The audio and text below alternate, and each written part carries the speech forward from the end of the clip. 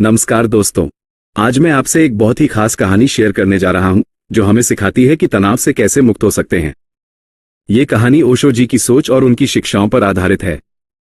अगर आप जिंदगी में शांति और सुकून चाहते हैं तो इसे ध्यान से सुनिए। दोस्तों, ये कहानी है राघव नाम के एक नौजवान की। राघव शहर से आया था और उसकी जिंदगी में हमेशा तनाव, चिंता और डर रहता था। वो अपने काम, अपने परिवार और दोस्तों को लेकर हमेशा परेशान रहता था। उसने सोचा कि अब और नहीं, कुछ करना पड़ेगा।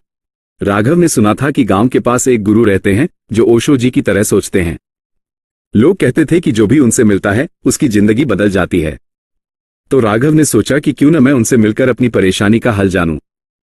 राघव गुरु के पास गया और बोला, गुरुजी, मेरी जिंदगी में हमेशा चिंता और डर रहता है। मैं अपने काम में खुश नहीं रह पाता, अपने रिश्तों में टेंशन रहती है और रात को नींद भी नहीं आती। कृपया मुझे बताइए, मैं तनाव से कैसे मुक्त हो सकता हूं? गुरुजी ने मुस्कुराते हुए कहा, राघव, सबसे पहले यह समझो कि तनाव तुम्हारी सोच का खेल है। तनाव खुद में कहीं नहीं है। ये तुम्हारे मन की कल्पना है जो कल या भविष्य के लिए खुद को परेशान करती रहती है। और यही तुम्हारे दुख का कारण है। राघव ने हैरानी से पूछा, पर गुरुजी, मैं तो हर समय सोचता रहता हूं। कैसे मैं इस कल्पना से बाहर आऊं? गुरुजी ने कहा, राघव, सबसे पहले तुम्हें अपने आज पर ध्यान देना होगा। तुम अपनी जिंदगी में या तो बीते हुए कल के दुख में या आने वाले भविष्य की चिंता में जी रहे हो। याद रखो, केवल आज का पल ही तुम्हारा है। जब तुम आज में जियोगे तब तनाव अपने आप कम हो जाएगा। राघव ने कहा, लेकिन गुरुजी, मैं तो हर वक्त अपने काम और जिम्मेदारियों के बारे में सोचता हूं।